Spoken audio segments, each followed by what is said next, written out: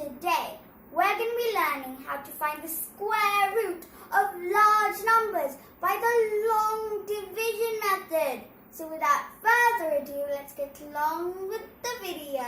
Last time, we learned how to find the square root of larger numbers by the prime factorization method. The link to that one will be in the description box down below.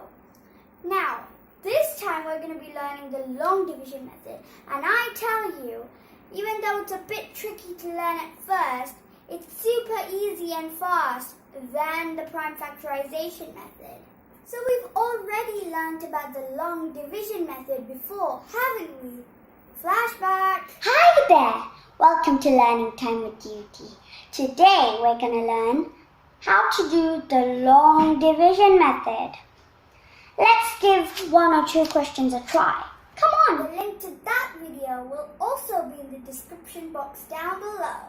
The first step you have to do is divide this number into pairs. So, starting from the right. So, 0 and 4 is going to be a pair. Then 3 and 2 are also going to be a pair. This is very important, so you should never forget this. First, pairs. Now, we're going to take the first pair, which is 23, right? Now, what square is closest or is 23? Well, let's do 3 squared is 9, 4 squared is 16, and 5 squared is 25. Whoa, 5 squared is too big. 25 is a lot bigger than 23. And 4 square is lesser than 23, but we have to make do with that. So what you're going to do is you're going to place a 4 here and put the 4 here. Now, we know that 4 square or 4 times 4 is 16. Now, what do you normally do in long division? You have to subtract.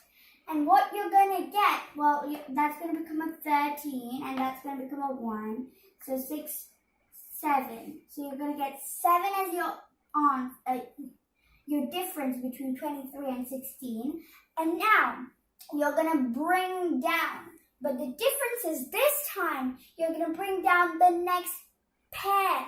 Not the next number, the next pair. I cannot stress this enough. The next pair. So the next pair is 0 and 4.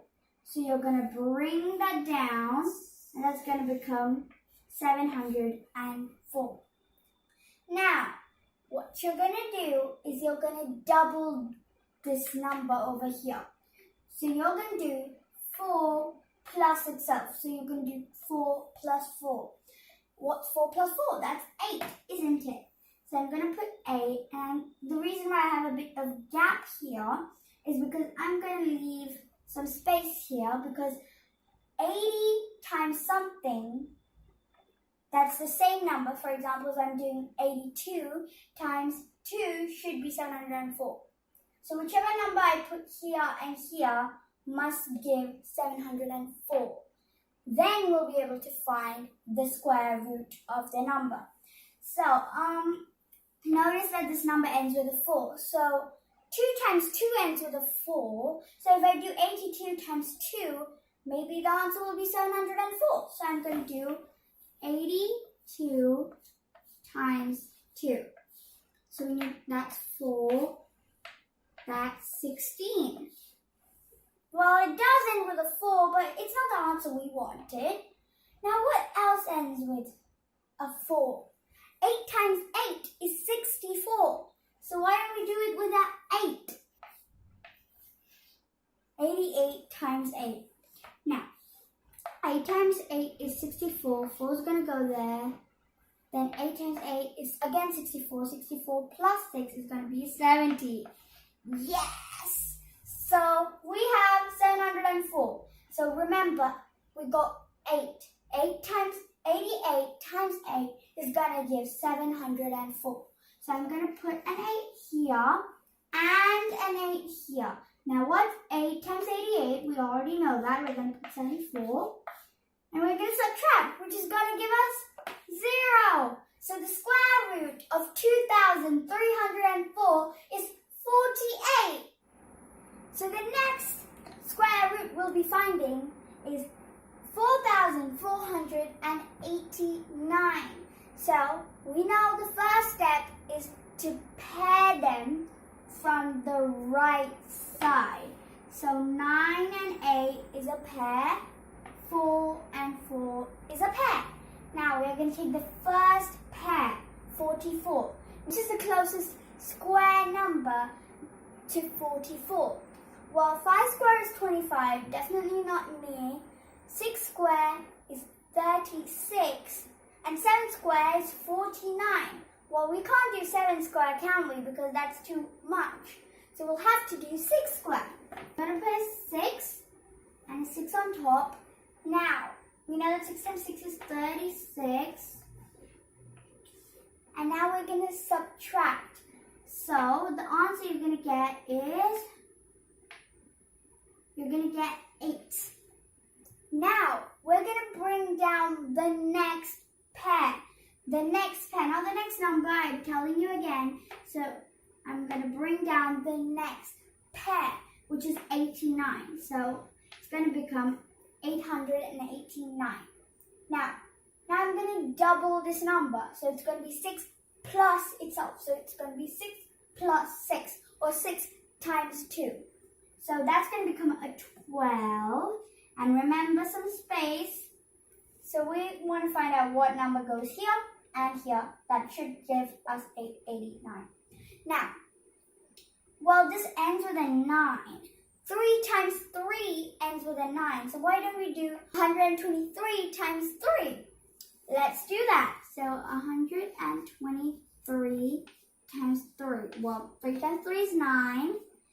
3 times 2 is 6. And 3 times 1 is 3.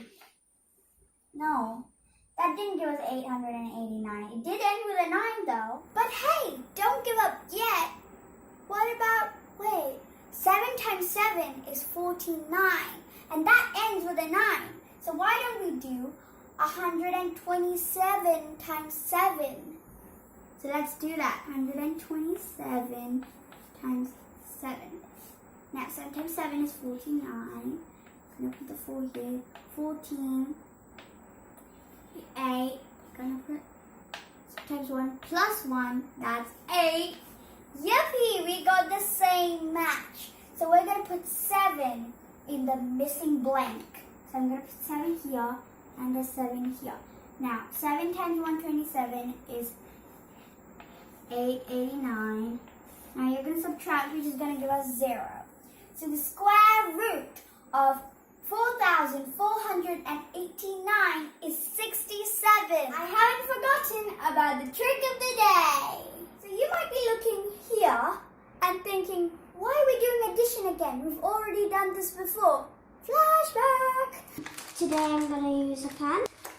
And if you need, you can use a ruler too. But for beginners, I note that you start with pencil just in case you make mistakes. That was funny. Okay. But there's actually a trick in which you can make column addition a lot easier. Well, what do you usually do when you do column addition? Well, you would say I'd add 2 plus 2 and that's 4. And notice you're going to go with this side. You're going to do right to left, aren't you? But believe it or not, it's going to be much easier if you do left to right. Huh? Wow. But yeah. So what you're going to do is you're going to take this number. Don't get confused. Not there. We're going to ditch the old methods and we're going to start from here this time. So we already know that 1 plus 2 is 3, but don't write that down yet because what you're going to do is look at the rest of the numbers here on the right. Look that 7 plus 5 is definitely going to exceed 10, isn't it? It's going to be a 12. So there's definitely going to be a carryover of a 1. So I'm going to put the 1 here. Now you're going to add them all up. That's going to be a 4. Okay. Now, here is going to be a 2, right? Because it was a 12 and the 1 went here. But wait, not too fast. You're going to look at the rest of the numbers. Notice that 8 plus 3 is going to go over 10. It's going to become an 11. And so there's going to be a carryover. So the thing that used to be 2 is now plus 1. So that's going to be a 3. And this is going to become a 1. But wait, always look before you leap. Now, you're going to look at the right digits. 3 times 2 plus 2 is 4. So that doesn't exceed 10. So we're going to put 1 because, well, there's no carryover, and we're going to put 4 there. That was pretty easy, wasn't it? But wait, you can never get something that fast. Practice makes perfect, and I'm afraid that's a long way, but you'll be able to do this really fast without doing all the steps I did here. Remember, if you practice really hard at this, you'll not even have to do all these steps. You'll be getting down to like that. So now we have 5,894 plus 3,886. Now, don't do the old methods. No, ditch it. We're going to start here. Now, 5 plus 3 is 8, but look before you leap, look here. So, just keep 8 in your mind. Now, 8 plus 8 is 16. So you're going to get a carryover of 1, don't we? So 5 plus 3 is 8 plus 1 is going to become a 9. Now, this used to be a 6 because, well, 16. Here's the 6 and there's the 1. But you have to look here. So 9 plus 8 is just going to be 17. So we're going to put a carryover there. So 6 is now going to become 7. Now the next number. Now this is now 7, right? Because it was 17. But wait, we have to look. 4 plus 6 is 10. So I'm going to put a 1 there. And so that's going to become an 8. And that is going to become a 0. So that's your answer. Now this question is for you. Can we solve it in 10 seconds? Here we go. 10, 9, 8, 7, 6, 5, 4, 3, 2, 1. And now you know how to count. Okay, now let's see whether your answer was correct or not. Now 7 plus 2 is 9, but wait, carry over, so that's going to become a 10. And here's the 10 is still remaining there, and that's going to become a 9, and that's going to become a 4. So that's your answer. Did you get it right? If you did, well done. If you didn't, well, there's always next time. Hope you liked the video, and make sure to like, share, and subscribe to both my channels, Learning Time with Dyuti and my other channel, Reading Time with Dyuti. The link to that channel will be in the description box down below. I'll see you all later. Bye!